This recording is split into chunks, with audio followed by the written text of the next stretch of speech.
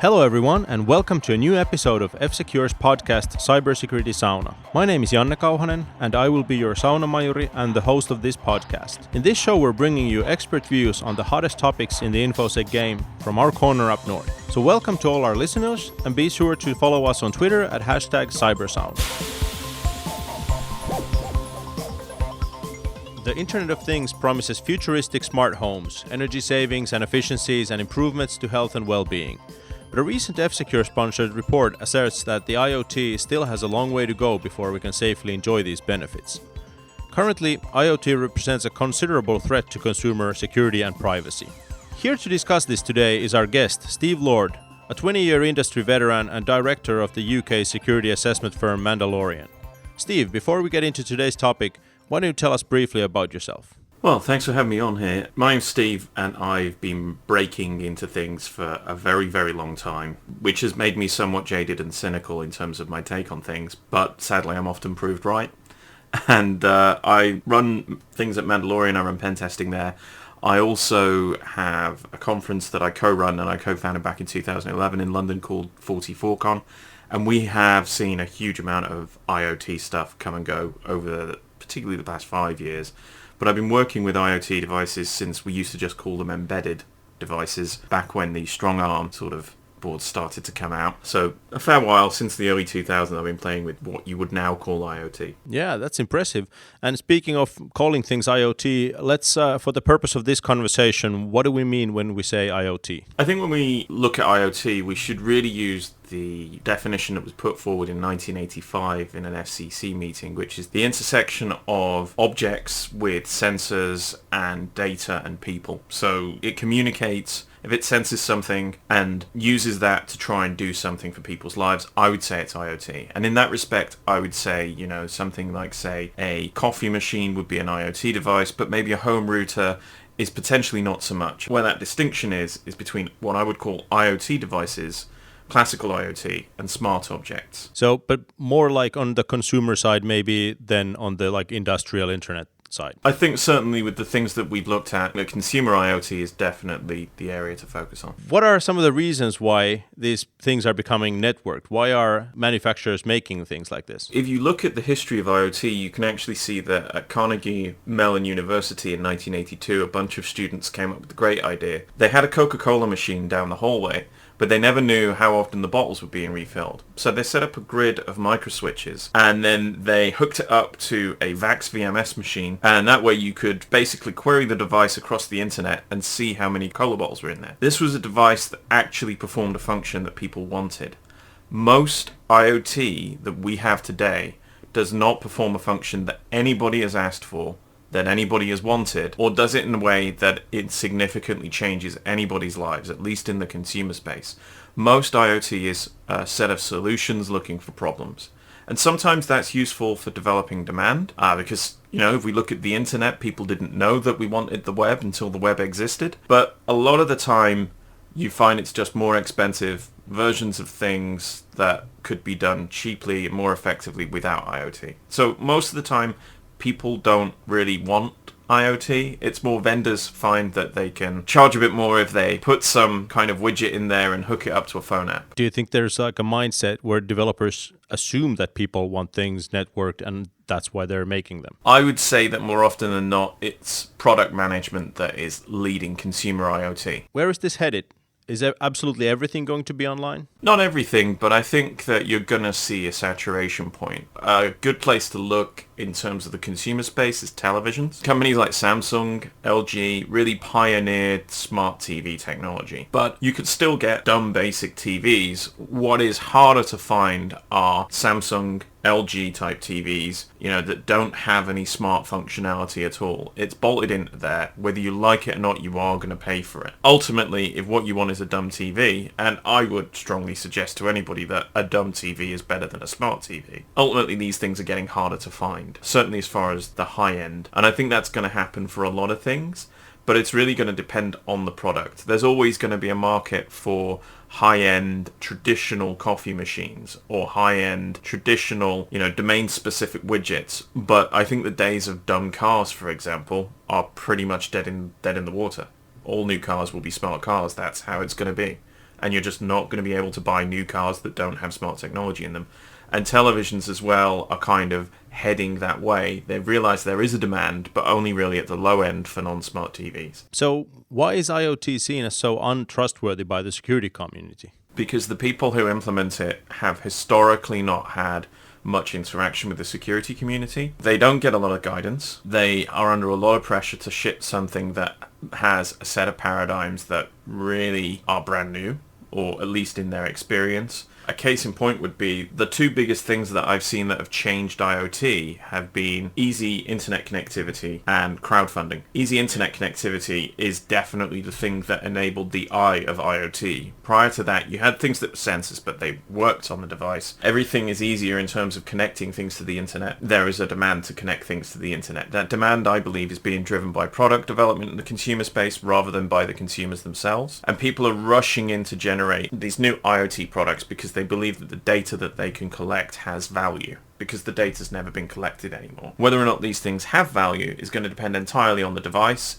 and entirely on the network, and entirely on the use cases, and entirely on the privacy policies. The other thing has been crowdfunding, which is a fantastic way to introduce people who have no business investing in an early stage product to people who have never created a product before. Unsurprisingly, that often goes wrong, but it's often more about shipping pressure than actually doing this securely. So there's a whole set of problems.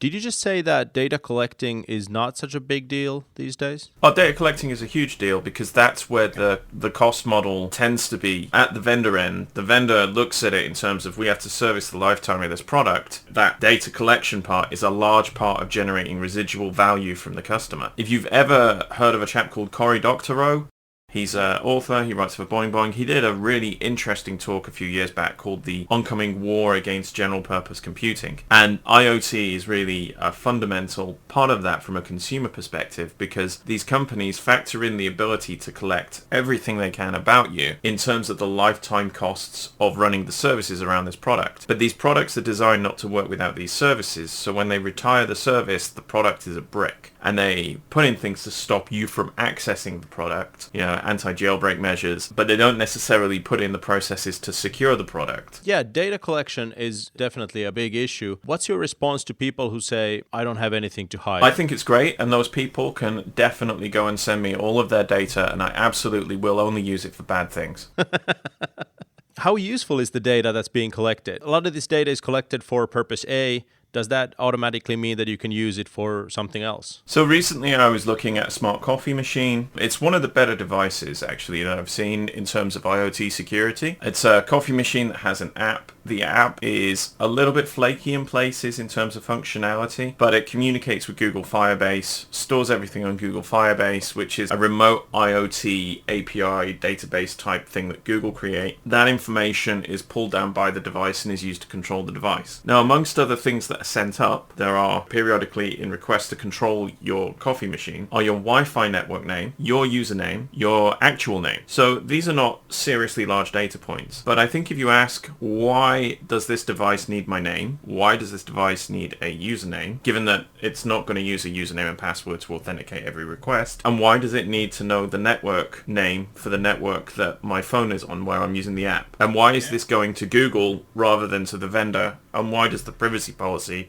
not mention any of this? Wow. I think that as things like GDPR start to come into force, there's going to be quite a few things shaken out. This is going to be an increasingly important issue for IoT vendors, because previously they've kind of thought we can probably get away with it. There's, European data protection directives, but generally as long as we claim that we are roughly processing things for the purposes that we say that we are, we're probably okay. And now GDPR has kind of changed that, because you have to start looking at things like the right to be forgotten, which is going to be a major headache for a lot of IoT vendors. Absolutely. What about the ownership of that data collected about me? Is it clear who owns the data? No, it's just not. It's really not. A lot of these IoT devices are now built with frameworks, and the frameworks are run in the cloud. So if you're an IoT vendor, let's say you have something like a nightlight that you want to control from an app, a really basic thing that has no reason to have any personal data whatsoever, but you've developed this app to control the nightlight, and it sends your child's name, because you created it as a username, along with Wi-Fi details, out to this framework, say the Particle framework or some other framework. So you're using a cloud-based framework The person who's running the app uses the app, thinks it's going to your company. Really, it's going to a third-party company's framework, which is based in the cloud. The vendor does not know which cloud. It could be SAP HANA Cloud.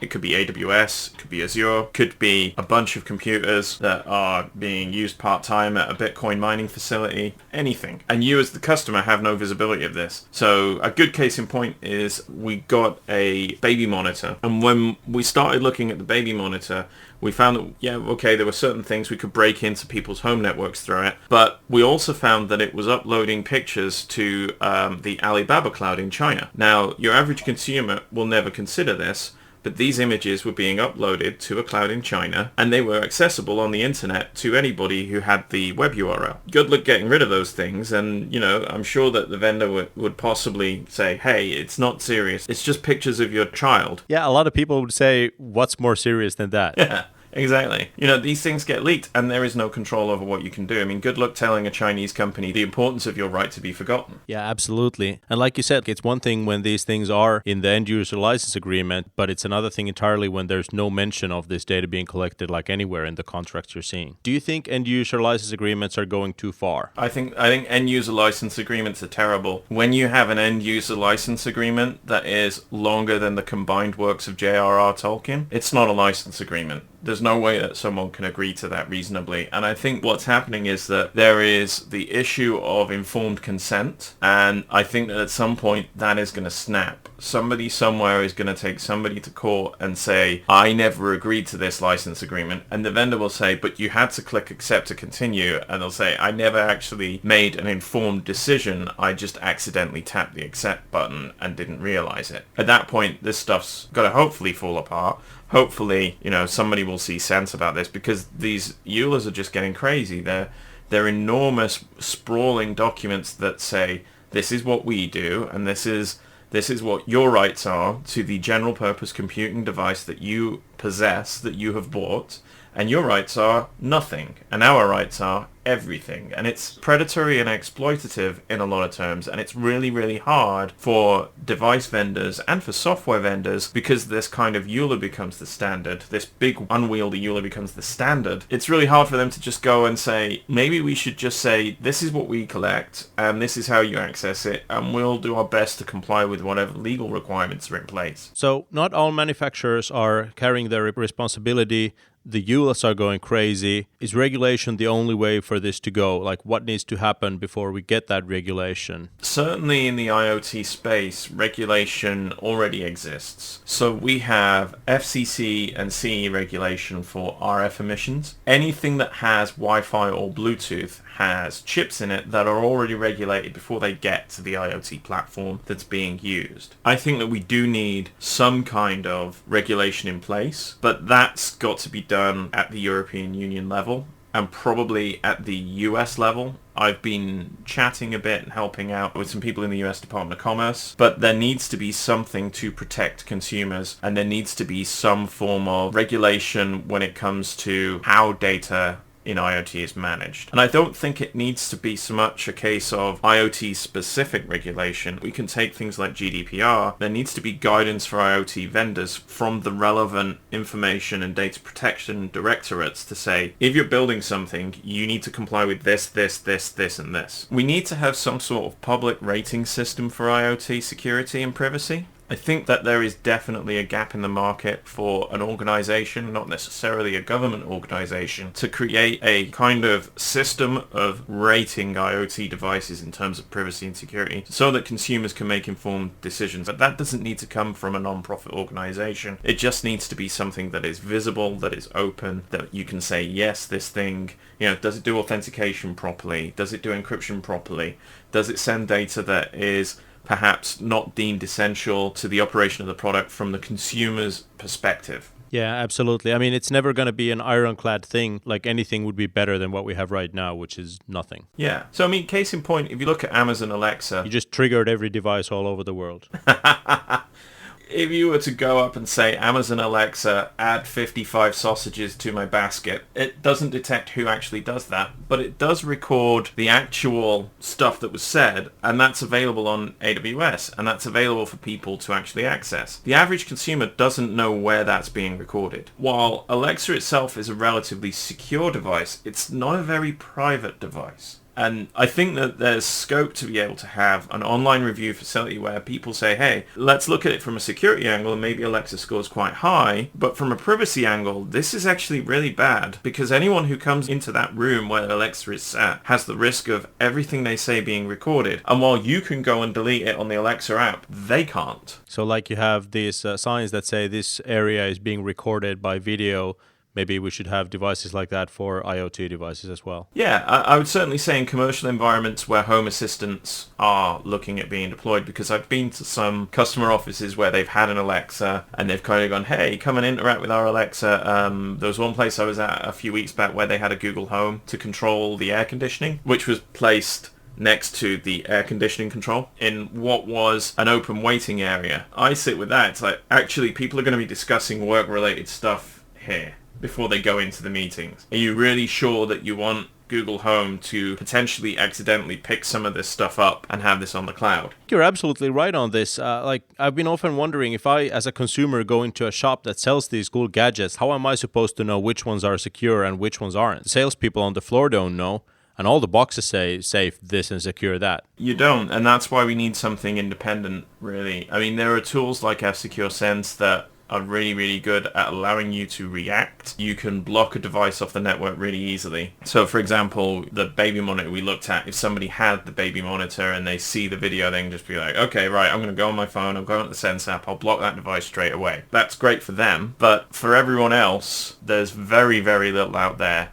to help protect people. I'd probably say one of my favorite misconceptions about IoT is the belief that people own the device. When you buy an IoT widget, this actually happened with Sonos. You buy a Sonos speaker and you think this is great, and you've got your entire home set up, and you spend hundreds and hundreds of euros on setting up your Sonos speaker and your home audio system, and this is great. And then one day you're listening to your music and Sonos say you have to run this update, you have to accept this new privacy policy, or we're bricking your device. All of your devices, as a matter of fact, because you bought the same models. You have the option of accepting a new policy, running an update, or losing access to being able to play music. On equipment you bought with money. Exactly. And this is one of the biggest misconceptions I see, and people get really upset when it happens. People don't understand that this was the business model from day one.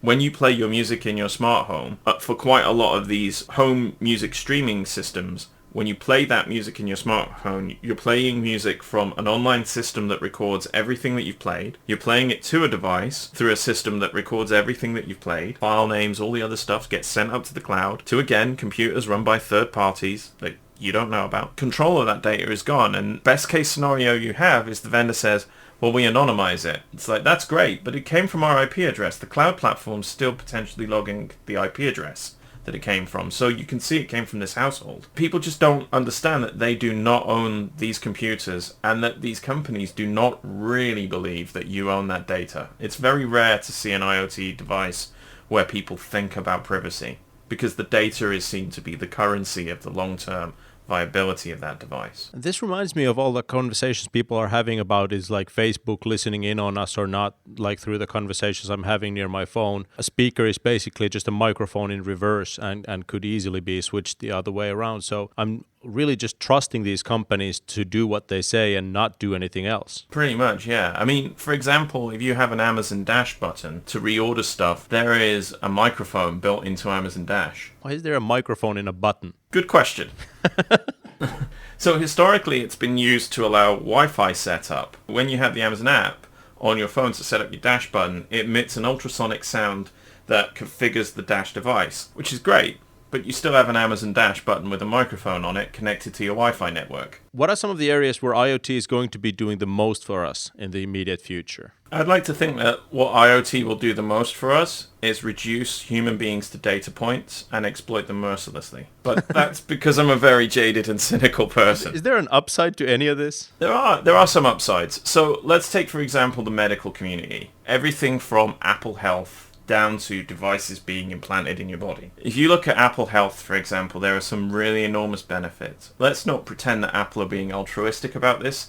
This is the motherlode of regulated data. If Apple can get you to wear an Apple Watch, then they have something that's connected to your pulse. They have a bunch of sensors on it. They can analyze your gait. They can analyze your heart rate. They can analyze your blood flow, your oxygen levels potentially, all kinds of stuff. And this all gets beamed back to the mothership, along with all kinds of other things from other devices that you've got that hook into their Apple Health platform. And they provide access to certain facilities, and they will be in a position to sell access to other facilities, and they'll be in positions to let certain apps access some subsets of the data, and that's where it gets a bit complicated because medical data is tightly regulated. It's one of those things where there are definite real-world gains to be had. Apple Watches are one of the best navigatory devices for blind people because their haptic feedback is so good that the Google Maps app, or when it's plugged in and set up with an Apple Watch, vibrates in different ways to tell you which direction to go in. They've done research using Apple Watch data, I think, in the field of diabetes and in arrhythmia. It's a thing of scale of access to data that's just never been seen before. There's real scope for some of these things on that mass scale to really change a lot about people's lives. But they're not doing this solely altruistically. I think that it's one of those things that makes people sleep better at night, knowing that they're doing this and that there are very good upsides, but they're still locking you into an Apple ecosystem with Apple Home. And I don't think it's people are good or bad. I think it's just companies want to go and sell more stuff to you. Companies want to extract more money from you as a consumer. Another upside is there are pacemakers going in now that are connected to the internet indirectly through other devices. And that means that for your physician, your doctor, your cardiologist, instead of having you wear a band around your chest for 24 hours to get an idea of what your heart's pattern of life is, they get actual data from your heart sampled over periods of time. There are situations where they can say, okay, well, let's have a look at the patterns to do with this. And that opens up individual analyses that never ever would be imaginable. But there's a reason I brought up pacemakers, and that reason is St. Jude Medical. So St. Jude Medical have a platform called Merlin at Home, which is used to manage their pacemakers. A company called MedSec were hired by another company called Muddy Waters to go and investigate the security aspects around the St. Jude Medical Merlin at Home setup. Lo and behold, the Merlin at Home system itself could be compromised. The pacemaker not so much, but the system could be compromised. In the words of the US government, they were able to go and issue arbitrary shocks. It's not good for a pacemaker. That is not what you want. No, and St. Jude Medical refuted all of this and said it was rubbish. And it turns out that St. Jude Medical were being acquired by another company at the time while all of this was going on. Now, if you're really jaded and cynical, you might say that perhaps it's possible that Muddy Waters had some inkling of this purchase and buyout and were looking for reasons to go and short St. Jude Medical stock so that they could buy it up on the cheap, wait for the buyout, and then sell. But I think that you'd have to be very jaded and cynical to think such a thing. I gotta tell you, you're making me want to wrap myself in tinfoil, and I thought I was pretty tinfoil proof already. Since we are on the dystopian side of the street, what do you think is the real-world scenario that's gonna shock everybody into the reality of this? Like, what's the Hurricane Katrina of IoT? People's houses getting burgled through IoT devices is definitely that switching point. Do you mean smart locks or...? It's the point where people can suddenly relate to it because it really is in their home and it really is physical. When you start seeing burglaries going up, people will get worried. And we're already seeing that happening in car crime. And there are no real dumb cars anymore, really, from mainstream car manufacturers. They've all got some degree of smartness inside them, pretty much. A lot of them have smart locks on the cars and smart car immobilizers and things like that. And people are abusing these things using things like HackRF devices, which are tools for doing security research on radio systems, and hacking into these cars to go and get access to these cars. And people's cars are getting stolen off the driveway through this. This is a crime that's increasing. This is going around. There's black market information about how to break into these cars, and cars are being stolen. And they're not being stolen in traditional ways. But when it gets to the point where your home is going to be broken into because some guys who were looking at places to break into broke into your Wi-Fi network while you were setting up a baby monitor, which is one of the things that we were able to demonstrate in some of the videos that we've recently been doing for F-Secure. They break in your Wi-Fi, they gain access to your IoT stuff, they then use that to monitor whether or not you're home and then break in. When that starts to come out, I think people are going to suddenly realize realize that there are real-world consequences to a lot of this stuff. Well, these are certainly nightmarish visions. As a hacker, how easy is it to exploit vulnerabilities in IoT devices, for example, compared to non-IoT things? Last year I did a couple of talks in a few places about what I call unicorns and replicants. And unicorns are IoT vendors and devices where they've invested in security, they've been battle tested, they've gone through that period of pain. And probably the best example of a unicorn IoT company is Belkin, who make the Wemo series of products. And Wemos are cheap, typically IoT type devices that are basically plug sockets. So you plug them into your wall and then you plug your device into the Wemo in a normal plug socket type arrangement. You connect it to your network, and then you can use that to switch things on and off. So it's really good for certain types of devices where you might want to switch it off when you go on holiday or when you're not at home, but you're a bit too lazy to go around the house switching things off by hand. These things have been absolutely taken apart and completely and totally destroyed repeatedly over years. What's happening now is that Wemo are upping their game considerably, and they're doing a lot more of the right things. And I would say that breaking into a Wemo now versus a few years ago is very difficult. But there are a zillion Wemo copies, and I call those replicants. They are looking to emulate the success of the device that's ahead. They're typically cheaper because they haven't put in all the initial research, but they don't have the developed quality control. There are various knockoff Wi-Fi power supply type devices, some of which do power monitoring, but these things are just running straight open stuff like OpenWRT, which is a root to Linux distribution, and they'll just have a telnet interface open. You just telnet onto it and off you go. Or they'll run a spare Wi-Fi network on there because OpenWRT wasn't configured correctly, and has set up an open Wi-Fi network. So you connect to the Wi-Fi network, break into the plug, and then jump across onto the home network. That's because these devices, they're typically made by companies that are just looking to put out a product.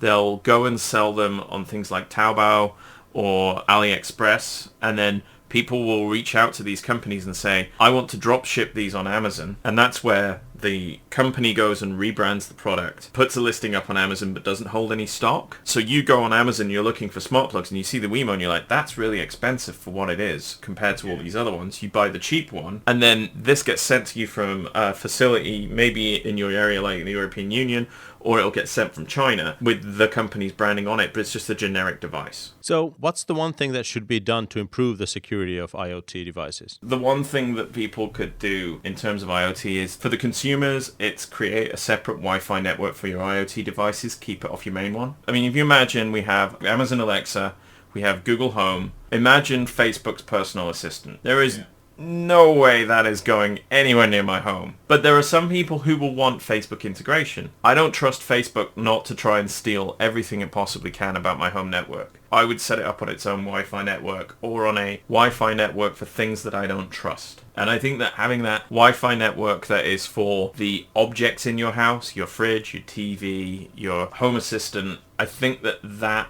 it gives you that kind of segregation to say, all my important documents, all my home stuff are not going to be compromised by this IoT being compromised. If something happens, if there's a breach, if somebody breaks into something, then they're going to break into the dodgy IoT network. I would say that consumer end, that's the one thing. You segregate it off and never let it go near your home network. For the rest of us, I would say that the one thing that could be done to secure IoT is to have a naming and shaming, to be honest. An open approach to reviewing these types of devices, and a place where consumers can go to see whether or not this is legit and what it's like, not just from a security perspective, but privacy.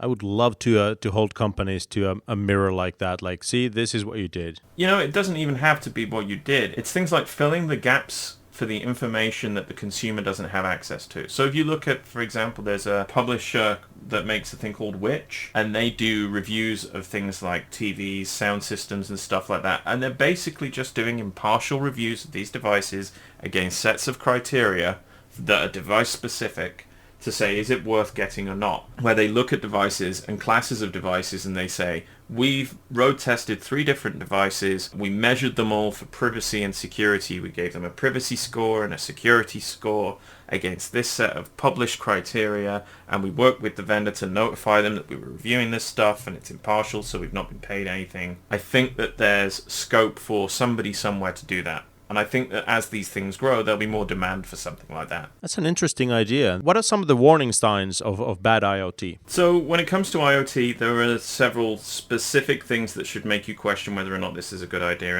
And what I find really helps is before I go and buy an IoT product, I download the phone app and I look at the phone app reviews. So if the phone app reviews say that this is bad, then you might want to reconsider whether this IoT is going to be functionally good. But also it's an indicator of bugs and problems, and security bugs are just a subset of broader bugs. So if there are general bugs, there are quite possibly security bugs. Another thing that I find is to consider the privacy angle. Case in point, when we were looking at this baby monitor, I had a look at some of the phone app reviews, and there are reviews where people are saying, I kept getting somebody else's pictures on this app. But also the privacy policy. A really quick smell test for IoT is when you go to the vendor's website and there's a privacy policy section, and I know privacy policies are boring, but if they don't have a privacy policy for the device itself or the service that it represents, or if their privacy policy doesn't mention the product or any products, then that's a sign that they haven't considered privacy within the thing that you're buying. So case in point, the coffee machine that we reviewed, and I think this was more of an oversight than anything deliberate, all of their links to privacy policy from their phone app page, from everything else, point to their website privacy policy that talks about how they use cookies. There is no mention of how the devices work in terms of privacy or the data that the devices collect. And that's kind of a thing that should make you think, well, there's gaps here. Doesn't necessarily mean that those gaps are filled with horrible things, but there's some consideration that maybe hasn't been given that should be. And again, it boils down to what the device is. I think for a coffee machine, you've got to ask yourself, well, what data is a coffee machine really going to take, worst case scenario, versus a baby monitor? I'm still struggling with the idea of a coffee machine sending information about me over to wherever when I just want a cup of coffee. What about good IoT? I want to believe that there is such a thing. What are some of the signs of, potentially good IoT device? Good IoT solution has really positive phone app reviews, and there's a lack of phone app reviews where they're saying that this thing crashes or does bad things. There's a thing called PetNet, which is an IoT pet feeder. The reviews for that talk about bits of plastic coming loose from the inside of the device and dropping into the pet food. If you go and search for device name breach, vendor breach, and you get very little back in the past year, if anything at all, then that's a good sign. It's okay if there's a breach in the past. These guys were collecting all this data, and then they've come out and said, actually, we've, after consideration, decided to stop doing it, and nothing's come out in the past year, then that's a good sign. If the app has lots of positive reviews, that's a good sign. If the device itself has generally got some good reviews, that's a good sign. Reading these reviews tells you a bit about what sort of a thing this is. And if you can't find any reviews, then I would say not necessarily avoid it, but perhaps wait until some appear. I just find it disheartening that our definition of a good IoT device is a thing that does what it says on the tin and doesn't have a crappy app. Pretty much. That's pretty much all we had time for today. Thank you very much for joining us and taking us through this IoT quagmire. Thanks for having me. That was the show today. I hope you enjoyed it. Please get in touch with us through Twitter with the hashtag Cybersauna with your feedback, comments, and suggestions. Thanks for listening, and be sure to subscribe.